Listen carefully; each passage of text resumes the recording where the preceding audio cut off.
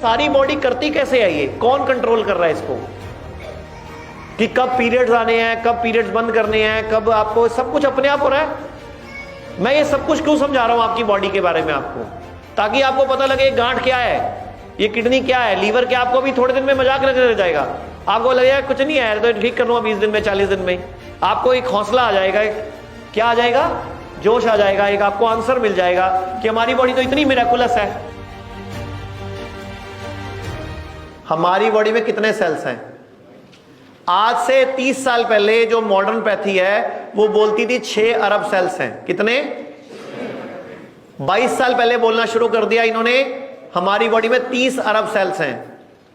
अभी बोलती है 30 से 70 खरब सेल्स हैं। कितने?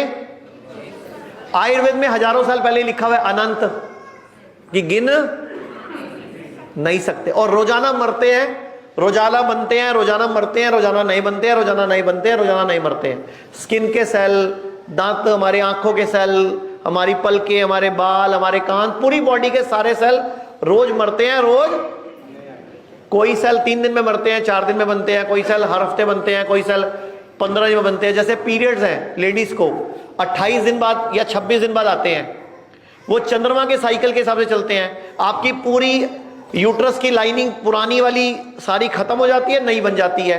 तो जो पुराना कचरा है बॉडी का, सारे एग्स हैं फूट गए क्योंकि यूज नहीं हुए, तो वो कचरे में बाहर आ जाते हैं। और जब महिला प्रेग्नेंट हो जाती है तो फिर 9 महीने पीरियड्स क्यों नहीं आते?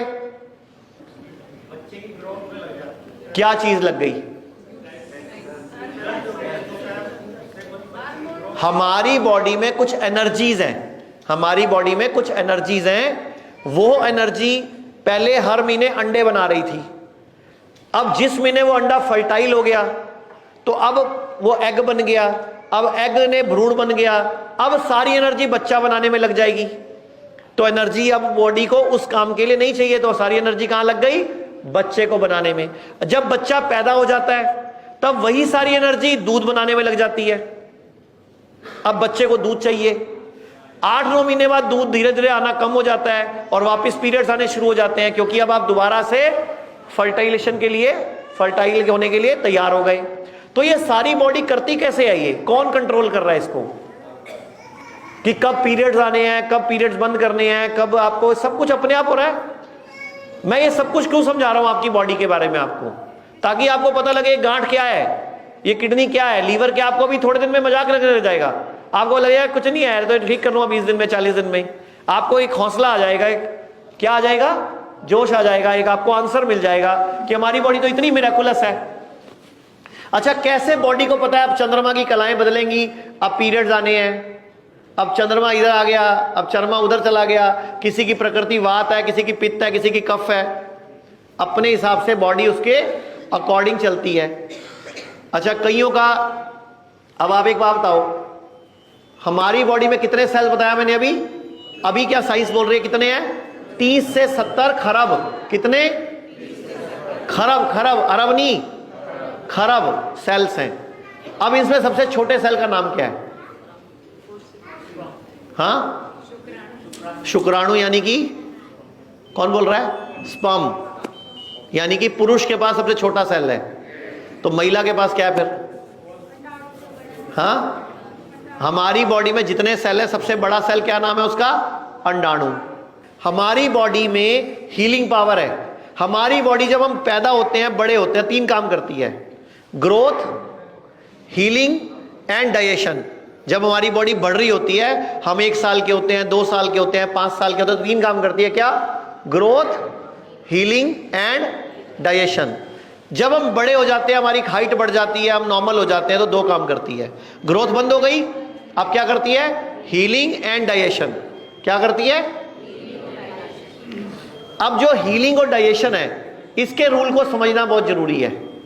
उससे पहले आप लोगों को यह पता होना चाहिए कि मेरी बॉडी बनी किससे हुई है, जो मैंने अभी समझाया। अब मैंने बताया हड्डी टूटती है, कौन जोड़ता है? अच्छा, अभी मैंने शुरू में एक बात बोली थी कि अपनिश भगवान है, कोई भरोसा हुआ कि नहीं? या कोई प्रूफ दूं, सबूत दूं? कोई एक सबूत देता हूं, आपको आइडिया लग जाएगा। हमारे दिल में, दिल 1 मिनट में कितनी बार धड़कता है हमारा दिल? एक बार में कितनी बार धड़कता है 1 मिनट में? 72। बचपन से पढ़ रखा है सबने, ठीक है, रट्टू तोते वर्ग के पास हुए हम। जब एक बार धड़कता है तो कितने ml खून आगे फेंक देता है? हाँ, कितने ml खून आगे फेंक देता है? जब एक बार ऐसे करता है फिर ऐसे करता है। अच्छा, ऐसे करता ही क्यों है ये? ऐसे कर क्यों रहा है? पंपिंग क्या पंप कर रहा है वो? ब्लड में क्या क्या है? ऑक्सीजन है और ग्लूकोज है, ऑक्सीजन है और न्यूट्रिशन है, ऑक्सीजन है और एनर्जी है। ऐसे बोल सकते हैं ना, ऑक्सीजन है और न्यूट्रिशन है, एनर्जी है। तो जब हम ऐसे करते हैं तो न्यूट्रिशन, ऑक्सीजन, एनर्जी को आगे फेंकता है, फिर वो सेल तक जाता है, वहां से बदले में ऑक्सीजन दे देता है, बदले में क्या लेके आता है? कार्बन डाइऑक्साइड, यानी कि अच्छा शुद्ध हवा दे दी और अशुद्ध हवा, खाना दे दिया और टॉक्सिन ले लिया। मतलब देना और लेना ब्लड का काम है। एक चैम्बर से गंदा खून आता है, दूसरे चैम्बर से साफ होके वापस पंप हो जाता है, ठीक है, ये पता है। और खून को साफ कौन करता है? किडनी और लीवर और लंग्स। कौन कौन करता है? किडनी, लीवर और लंग्स। लंग्स क्या करते हैं? हमारे फेफड़ों में ऑक्सीजन की क्लीनिंग करते हैं, यानी कि सांस की शुद्धि करते हैं। अभी नाक से क्या मिलना चाहिए हमें? नाक से क्या मिलना चाहिए? ऑक्सीजन। लेकिन क्या इस कमरे में पेड़ है? आपके बेडरूम में, टॉयलेट में पेड़ लगे हुए हैं? नहीं लगे, पेड़ कट रहे हैं, पता है। तो नाक से ऑक्सीजन के साथ क्या जा रहा है? स्कूटरों का धुआं, फैक्ट्री का धुआं, carbon dioxide, sulphur dioxide, nitrogen oxide और भी कई तरह की गैसें, स्कूटरों का धुआं, कारों का धुआं, फैक्ट्रियों का धुआं जा रहा होगा। जा कहाँ रहा है? सब फेफड़ों में। फेफड़े क्या करते हैं? उसमें से कार्बन डाइऑक्साइड और केमिकल को बाहर छोड़ के खाली ऑक्सीजन को ले लेते हैं अंदर और बॉडी के ब्लड में मिक्स कर देते हैं, और वहां पे सेल में जाता है, सेल से वापस कार्बन डाइऑक्साइड फेफड़ों के माध्यम से हम फिर छोड़ देते हैं। ये पता है आपको।